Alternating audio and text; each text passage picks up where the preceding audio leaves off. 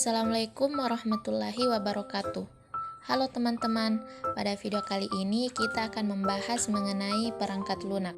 Jadi yang akan kita bahas pada materi perangkat lunak ini yaitu yang pertama, proses pengembangan aplikasi perangkat lunak baru.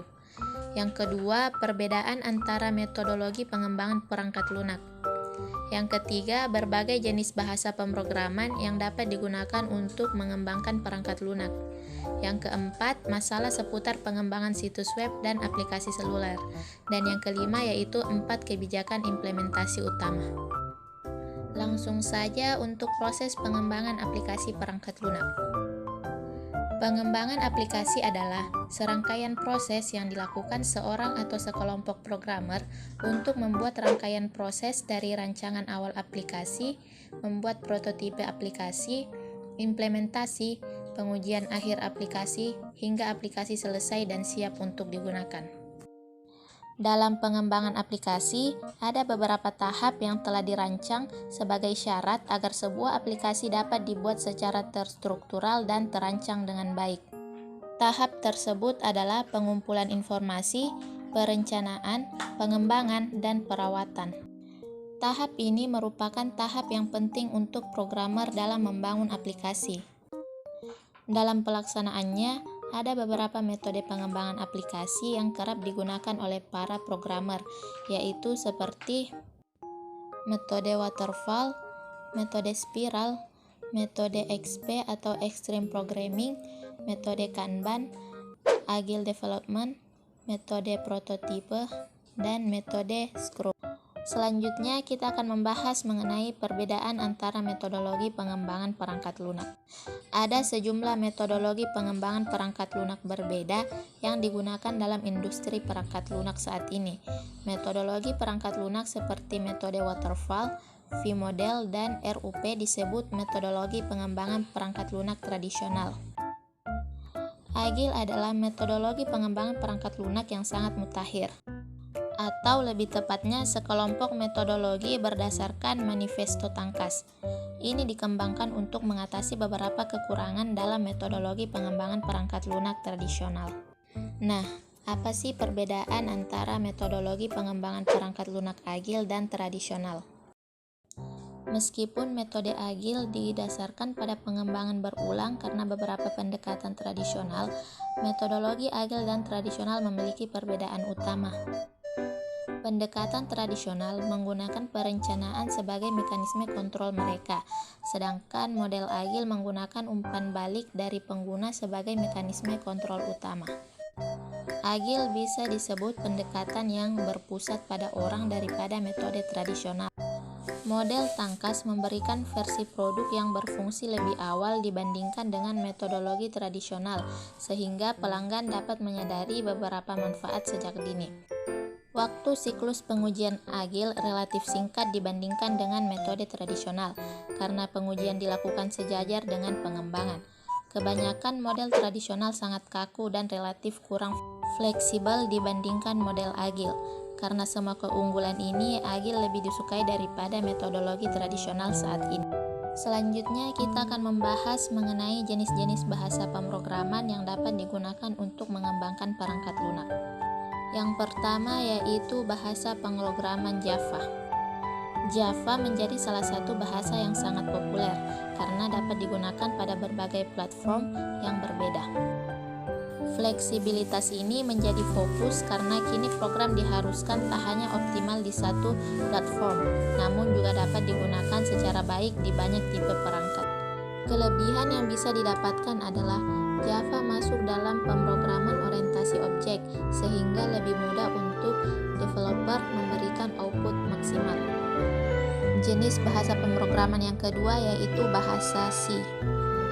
Bahasa C merupakan salah satu bahasa pemrograman yang paling awal ditemukan dan digunakan. Awal kemunculannya bisa ditarik hingga tahun 1970-an. Bahasa ini digunakan sebagai bahasa umum yang diajarkan di perguruan tinggi atau tempat kursus karena merupakan bahasa dasar yang sangat aplikatif di berbagai konteks pemrograman. Idealnya, pemahaman pada bahasa ini diperlukan untuk dapat memudahkan proses belajar penggunaan bahasa yang lain.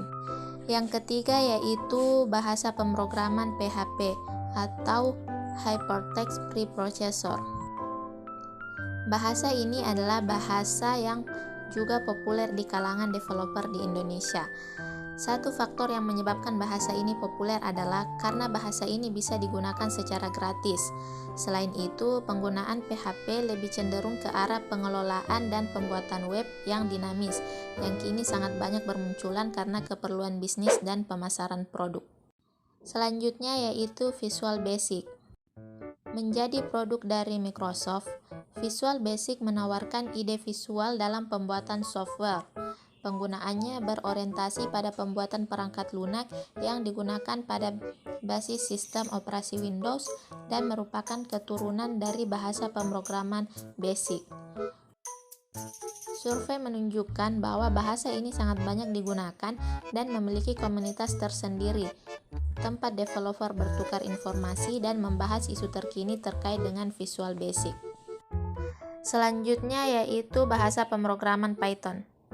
Python adalah bahasa pemrograman tingkat tinggi namun mudah dipahami oleh pemula. Hal ini disebabkan karena pembacaannya menggunakan sinteks tidak terlalu rumit. Python banyak digunakan oleh perusahaan besar dalam pengembangannya, seperti Instagram, Pinterest, bahkan Google. Tentu bahasa ini memiliki kualitas yang cenderung baik karena perusahaan besar mengandalkan Python dalam pengembangan webnya. Kemudian yang terakhir yaitu bahasa pemrograman C++. C++ adalah bahasa yang dikembangkan dari bahasa C yang sebelumnya dibahas. Penulisannya hampir sama, namun terdapat perbedaan pada penyelesaian masalah. Jika pada bahasa C, masalah diselesaikan dengan pembagian ke dalam submasalah yang lebih kecil. C++ menyelesaikan masalah dengan pembagian ke dalam kelas-kelas tertentu sehingga proses penyelesaiannya dapat dilakukan lebih cepat dan efektif. Baik, pembahasan selanjutnya yaitu beberapa kendala seputar pengembangan situs web. Kendala mengelola website bisa berasal dari faktor internal maupun eksternal. Hambatan ini harus segera ditangani apabila jika situs tersebut ramai diakses oleh para pengunjung. Website yang terlalu lama down akan memaksa pengunjung setianya beralih pada website lain yang menyajikan informasi serupa namun lebih mudah diakses. Berikut ini adalah kendala-kendala dalam mengembangkan website yang sering dialami oleh web administrator. Yang pertama yaitu server lambat. Yang kedua, database dengan struktur yang kurang rapi. Yang ketiga, navigasi yang tidak konsisten. Yang keempat, serangan spammer. Dan yang kelima, pemblokiran oleh mesin pencari. Materi terakhir yaitu 4 kebijakan implementasi utama. Menurut Dwi Jowijoto, 4 yang perlu dipenuhi dalam implementasi kebijakan yaitu 4 tepat, yang terdiri dari kebijakan itu sendiri tepat pelaksanaannya, tepat target, dan tepat lingkungan. Sekian materi pada video kali ini, semoga dapat bermanfaat bagi kita semua. Assalamualaikum warahmatullahi wabarakatuh.